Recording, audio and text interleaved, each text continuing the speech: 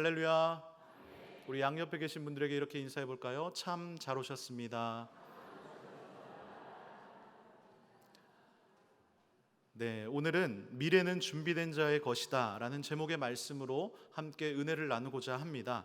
요즘 대한민국 국민들의 마음을 들었다가 놓았다가 하는 한 단어가 있습니다. 세 글자로 이루어진 단어인데요, 이 단어를 들을 때에 어떤 분들은 알 수 없는 미소를 좀 띠시는 분들이 있는 반면, 또 이 단어를 들을 때에 가슴 한켠에 먹먹한 마음이 드는 사람도 있을 것입니다.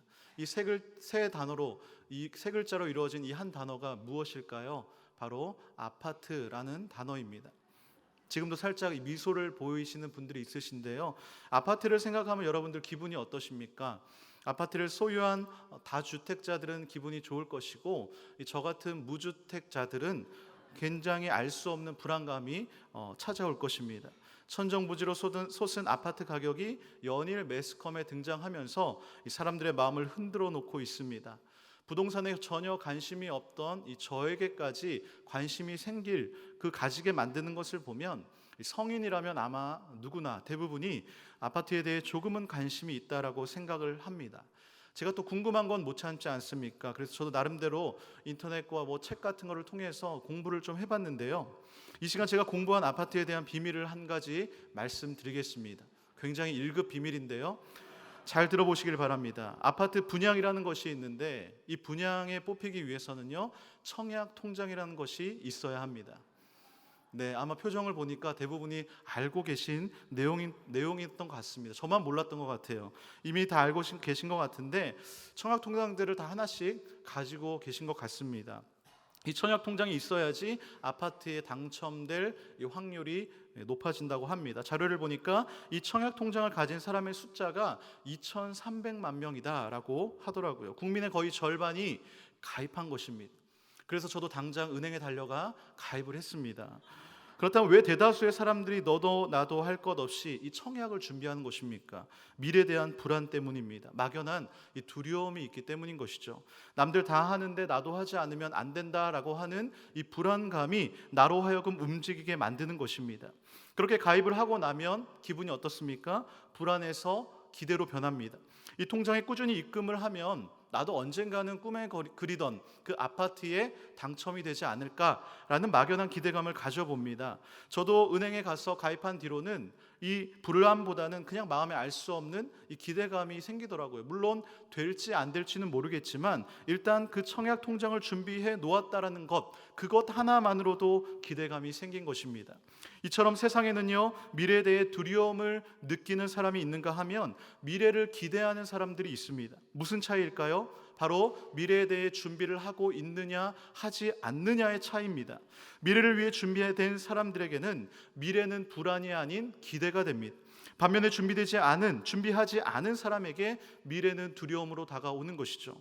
준비된 자와 준비되지 않은 자의 극명한 대조의 모습이 바로 오늘 함께 읽은 본문에 잘 나타나고 있습니다. 오늘 우리가 함께 읽은 본문의 말씀은 우리가 너무나 잘 아는 열처녀의 비유에 대한 말씀입니다. 유대인의 결혼식에는 몇 가지 절차가 있는데요, 일반적으로 신랑이 몇 명의 친구들과 함께 신부의 집으로 갑니다. 그래서 신부를 데려오기 위해 신부의 집으로 찾아가서 그곳에 몇 가지 예식 절차를 치르고 이제 신부를 데리고 옵니다. 해질 무렵에 신랑이 신부를 데리고 집으로 돌아오는데, 이때 신랑의 집에서는 잔치가 벌어지게 됩니다. 즉 유대인들의 결혼식은요, 대부분이 신랑의 집에서 저녁 때 밤중에 이루어지게 되었습니다. 이 본문에 등장하는 10명의 처녀들, 이 신부의 들러리라고 볼 수가 있죠. 이 신부의 들러리들은 이제 등을 들고 나가서 신랑과 신랑의 친구들이 오는 그 길목에 서서 친구들을 기다리는 것입니다. 그들을 혼인 잔치로 인도하는 역할을 감당을 합니다. 그때나 지금이나 혼인 잔치라는 것은 굉장히 축복된 날이고, 누구에게나 기대감을 가지게 하는 날이고, 누구에게나 가고 싶은 그런 날입니다. 그래서 혼인 잔치에 참여하는 사람들, 신랑과 신부를 진심으로 축하해주고 즐거운 마음으로 맛있는 음식을 먹으며 그 잔치를 즐깁니다. 오늘 본문 1절에 등장하는 등을 들고 신랑을 맞으러 나간 열처녀도 아마 동일한 마음이었을 것입니다.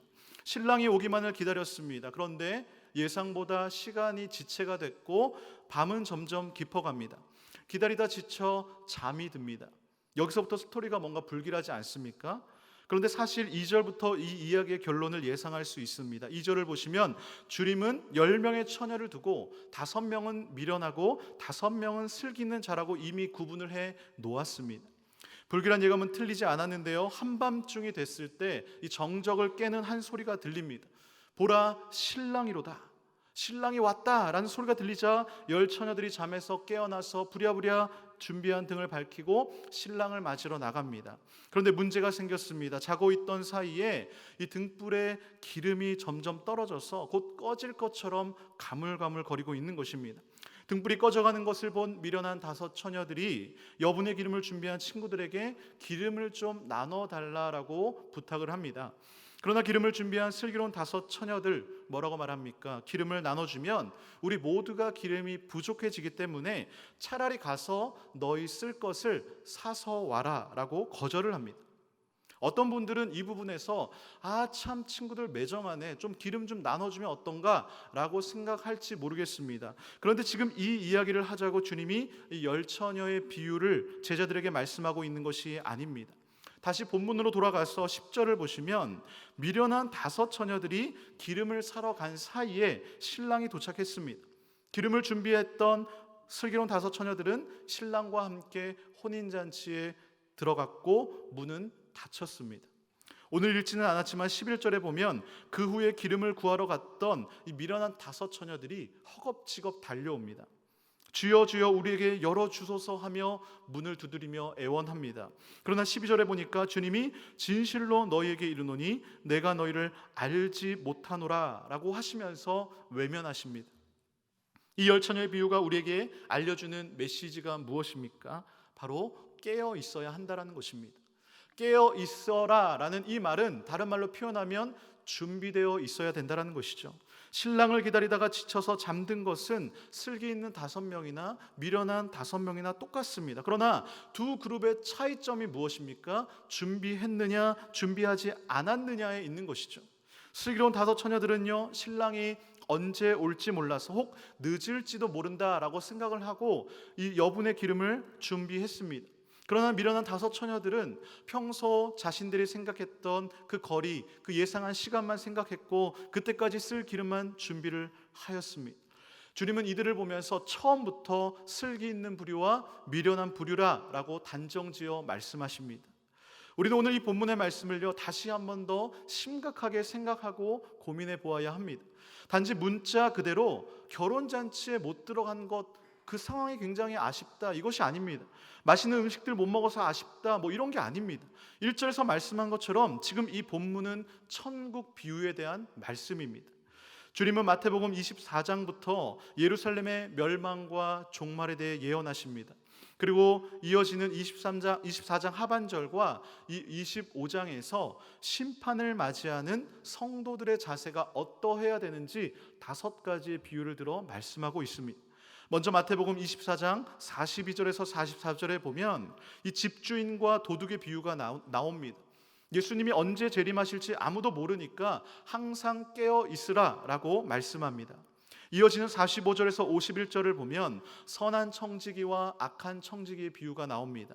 성도들에게 맡겨주신 그 사명을 충성스럽고 지혜롭게 잘 감당하면 주님의 재림시에 상급을 받게 된다라는 내용입니다. 그리고 이어지는 오늘 본문의 말씀, 앞에 두 비유를 전제로 마지막 때라는 연속된 주제를 가지고 지금 이야기를 이어가고 있는 것입니다. 그래서 1절의 첫 시작이 어떤 단어입니까? 그때에 라고 시작하는 것이죠. 이 그때라고 시작하는 것, 바로 종말의 때를 의미하는 것입니다. 그때에는 신랑이 신부를 데리고 와서 신랑 집에서 치를 그 혼인 잔치의 때로 비유를 한 것이죠. 그래서 신랑이 더디옴과 같이 주님의 그 재림의 때가 더딤에도 불구하고 성도들은 주님의 오심에 대해 준비를 하라는 것입니다.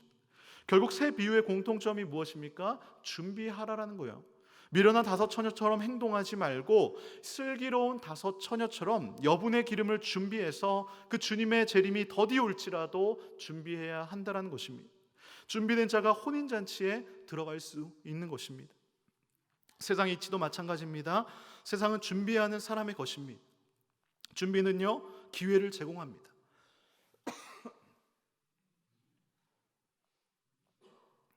죄송합니다.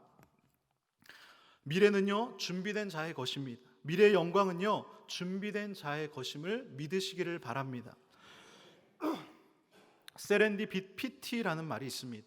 이 세렌디피티라는 말은 완전한 우연으로부터 중대한 발견이나 발명이 이루어진 것을 말합니다. 특별히 과학 연구 분야에서 실험을 도중에 실패해서 얻은 결과, 그 결과에서 중대한 발견이나 어떤 발명을 하는 것을 말하는데요, 이 사람들은 세렌디피티를 행운이라고 말합니다. 우연이라고 말을 합니다. 그러나 세렌디피티의 핵심은요 우연한 행운이 아닙니다. 바로 준비된 자에게만 나타나는 것이죠. 김정훈 교수가 쓴 노는 만큼 성공한다라는 책에 보면 이런 이야기가 있습니다. 가을의 한 농촌 마을에 이 두 농부가 열심히 논에서 벼를 베고 있습니다. 한 사람은 허리를 펴는 법이 없이 정말 시간 가는 줄 모르고 벼만 뱁니다.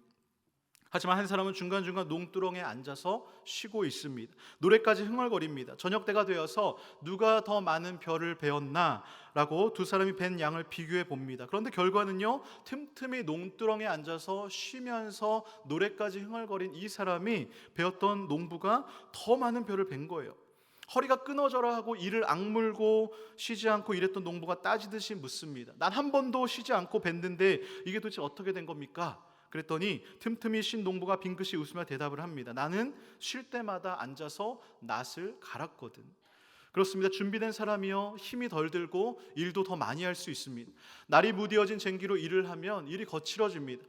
벼가 뿌리채 뽑히거나 그 잘린 벼 밑부분이 가지런하지 않아서 보기에도 흉합니다. 뿐만 아니라 힘으로 했기 때문에, 우격다짐으로 했기 때문에 손바닥에 물집이 잡히고 상처가 납니다. 몸이 더 고통스럽습니다. 하지만 준비된 사람은 일도 쉽고 능률도 더 많이 오르고 몸도 덜 고단합니다. 힘이 덜 들이고도 더 많은 양의 일을 할 수 있습니다. 일하는 시간이 즐겁고 마친 후에는 성취감과 보람이 있습니다. 비결은 뭡니까? 준비가 됐기 때문인 것이죠. 나를 세웠기 때문인 것입니다. 위기가 왔을 때 움직이는 것은 리더가 아닙니다. 위기가 오기 전에 준비해 놓는 것이 진정한 리더의 자세인 것이죠. 준비된 자에게는요 위기가 기회가 됩니다. 그러나 준비되지 못하면 위기는 그냥 위기일 뿐인 것이죠. 그 위기는 끝나지 않은 무서운 위기가 될 것입니다. 사랑하는 성도 여러분, 2020년 새해가 밝은 지도 어느덧 거의 한 달이 지나갔습니다. 여러분들은 새해에 어떤 목표를 세우셨습니까? 그 목표를 이루기 위해서 어떤 준비를 하고 계십니까? 내가 올해에는 얼마의 매출을 달성하겠다. 내가 올해에는 몇 킬로를 감량하겠다. 내가 올해는 정말 무슨 일이 있어도 꼭 아파트 한 채를 마련하겠다라는 계획을 세우고 열심히 준비하고 계십니까? 그런 삶의 목표와 계획을 세우는 것 참 중요합니다. 먹고 마시고 장가 들고 시집 가는 것 중요합니다. 그러나 여러분 그리스도인으로서 신앙의 목표는 세우셨습니까? 그 목표를 위해 준비하고 계십니까? 우리가 세상적인 일을 위해서 열심을 내는 것도 중요하지만 우리는 그보다 높은 가치, 그보다 높은 그 세상을 알고 있지 않습니까? 신앙의 일을 우선순위에서 밀어내면서 준비하고 하지 않고 있다가 그때에 슬피 울며 이를 갈면 안 되지 않습니까? 올해 제 삶과 신앙의 방향성과 목표는요 작년보다 한 차원 수준을 높이는 것입니다. 영적인 수준, 인격의 수준, 지적인 수준, 하나님께 쓰임받는 그 수준의 정도를 높이는 것입니다. 사실 매년, 아니 평생의 제 목표이기도 합니다. 그러기 위해 오늘도 준비하는 것입니다. 준비하면요 하나님께서 쓰십니다. 그래서 늘 하나님께서 어떤 일을 할지 기대하게 됩니다. 그것이 저의 가슴을 뛰게 하는 것입니다. 여러분은 어떤 일을 하실 때에 가슴이 뛰고 가슴이 설레이십니까? 보통 여행을 가고자 하면 설레입니다. 왜요? 새로운 곳에 가기 때문에, 어떤 새로운 일이 벌어질까 모르기 때문에 기대하게 됩니다. 새로운 삶이 기다리고 있기 때문인 것이죠. 그렇기 때문에 사람들이 새해를 기다리는 것 아닙니까? 새로운 새해 하나님께서 부어주실 그 새로운 복을 받기를 기대하는 것입니다. 사람은요 자신이 가슴 뛰는 일에 뛰어들게 되어 있습니다. 저는 책을 읽을 때마다 가슴이 뜁니다. 그래서 책을 읽습니다. 세상에 가슴 뛰는 사람은 세상을 향해 나아갑니다. 말씀에 가슴이 뛰는 사람은요 말씀 앞에 나아갑니다. 그러나 예수님께 가슴이 뛰는 사람은요 예수님을 닮아가게 됩니다. 우리가 지난 새벽에도 살펴보았지만 요한계시록의 결론이 무엇입니까? 예수님이 다시 오신다라는 것입니다. 이것이 신약의 결론이고 성경 전체의 결론인 것이죠. 그렇다면 우리의 반응은 무엇이어야 합니까? 신랑을 기다리는 신부처럼 우리는 준비해야 되는 것입니다. 최근에 조정민 목사님이 쓴 사후 대책이라는 책이 있습니다. 이 책은 요한계시록 강해집인데요, 책 제목을 보자마자 저의 시선을 사로잡았습니다. 그리고 대충 그 뜻이 이해가 갔습니다. 죽을 사자에 뒤후자를 써서 사후 대책, 이 죽음 이후의 대책이라는 것이죠. 책 겉표지에 이렇게 쓰여 있습니다. 마지막 시대 노후 대책보다 급한 인생 최고의 준비. 그리고 이렇게 질문합니다. 노후 대책보다 시급한 사후 대책 어떻게 세우셨습니까? 그렇습니다. 사람들은요, 최선을 다해서 노후 대책을 마련하기 위해 동분서주합니다. 은퇴 이후의 삶을 준비하기 위해서 여러 가지 상담을 받기도 합니다. 이런 사람들에게 주님께서 사후 대책 없이 노후 대책하는 것은 어리석다라고 말씀하십니다.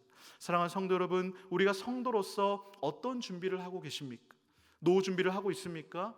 맛있는 데 먹으러 갈 준비를 하고 계십니까? 아니면 해외여행 갈 준비를 하고 계십니까?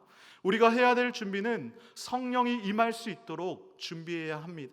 말씀 묵상과 기도로 영적인 충만함을 위한 준비를 우리는 늘 해야 될 줄로 믿습니다. 오늘 본문을 보니까 두 가지를 준비하라고 합니다. 등과 기름입니다. 이 등과 기름은요, 함께 준비해야 합니다. 등만 있고 기름이 없으면 불을 밝히지 못합니다. 반대로 등이 없고 기름만 있으면 아무 소용이 없는 것이죠. 그렇다면 등은 무엇일까요? 성경에서 전반적으로 등장하는 등의 의미는 말씀입니다. 시편 119편 105절은 말씀합니다. 작년 우리 교회 주제 말씀이기도 했죠. 주의 말씀은 내 발의 등이요 내 길의 빛이니이다. 아멘. 그렇다면 기름은 무엇을 의미할까요? 기름은요, 성령을 의미합니다. 곧 우리는 말씀과 성령으로 주님 오실 그때를 준비해야 하는 것이죠. 말씀과 성령으로 준비한다는 것은 말씀과 성령의 사람이 되어야 한다는 것입니다. 말씀이 삶의 기준이 되고 성령의 인도하심을 따라, 오늘 설교 대배 시간 말씀이었죠. 성령의 인도하심을 따라 살아가는 사람이 되어야 한다는 것입니다. 왜 성령인가라는 책에 보면요, 이런 구절이 나옵니다. 성령이 충만하면 말씀의 나를 비춰봅니다. 내가 얼마나 말씀에서 멀어져 있는지 알게 됩니다. 그리고 말씀은 나를 변화시키는 능력입니다. 말씀이 나를 흔들기 시작하고 수술하기 시작하고 고치기 시작합니다. 그렇습니다. 성령 충만하면요, 어떻게 된다고요? 말씀이 삶의 기준이 되기 시작한다는 것이죠. 그렇기 때문에 우리는 더욱더 성령 충만의 삶, 그것이 우리가 진정으로 추구해야 될 삶인 줄로 믿습니다. 신앙생활이 무엇입니까? 하나님의 뜻을 분별하는 것 아닙니까? 하나님이 무슨 뜻일까? 하나님의 비전이 무엇일까? 지금 하나님께서 나에게 뭐라고 말씀하시는 걸까? 이게 신앙생활 아닙니까? 그런데요, 그것은요, 통찰력이 있어야 하나님의 뜻을 분별할 수 있습니다. 이것을 영적 통찰력이라고 할 수 있는데요, 이 영적 통찰력이 어떻게 하면 얻을 수 있습니까? 고린도전서 2장 10절은 우리에게 그 답을 알려주고 있습니다. 오직 하나님이 성령으로 이것을 우리에게 보이셨으니 성령은 모든 것, 곧 하나님의 깊은 것까지도 통달하시느니라. 아멘. 그렇습니다. 성령 충만할 때에 우리는 그 하나님의 뜻을 알 수 있는 것입니다. 바로 하나님의 영, 성령의 능력인 것이죠. 우리는 성령 충만할 때에 그 영적인 통찰력을 얻게 되는 것이죠. 그렇기 때문에 우리가 늘 구해야 하는 것, 그것은 바로 하나님의 영, 성령의 충만인 줄로 믿습니다. 성경에 보면요, 하나님의 영으로 크게 감동된 인물들이 많이 등장합니다. 그 중에 한 명이 다윗인데, 그가 평생 3번의 기름 부음을 받습니다. 그 중에 한 번 사무엘상 16장에 보면 다윗이 사무엘에게 기름 부음 받는 장면이 나옵니다.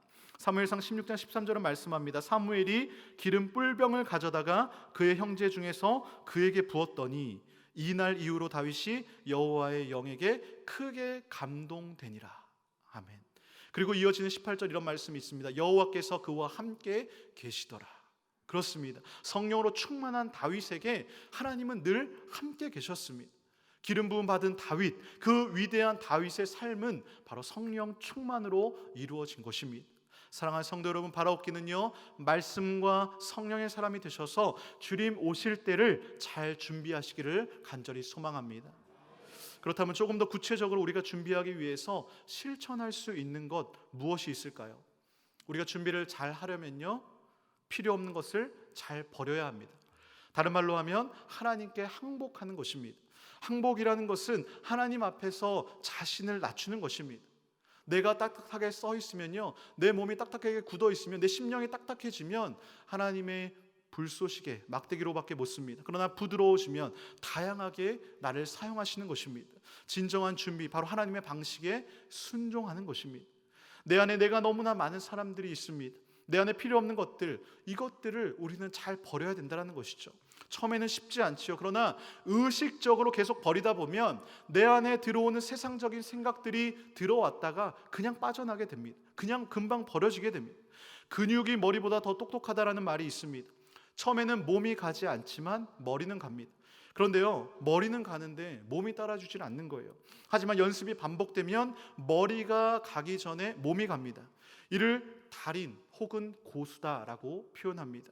달인이나 고수는요, 태어나는 것이 아닙니다. 물맷돌의 달인 다윗을 보십시오. 나위와 상관이 없습니다. 반복되는 그 연습과 상관이 있습니다. 그러므로 누구나 고수가 될 수가 있는 것이죠. 어떻게 해요? 집중해서 반복하기만 하면 누구나 고수가 될 수 있는 것입니다. 저희 집에도 고수가 한 분 살고 계신데요, 지난번 설교 때도 말씀드렸듯이 제 아내입니다. 이 아내와 저의 차이가 한 가지가 있는데요, 쉰다라는 의미가 완전히 다릅니다. 저는 쉰다라고 할 때 그냥 바닥이나 침대에 누워서 아무것도 하지 않는 것이 쉰다입니다.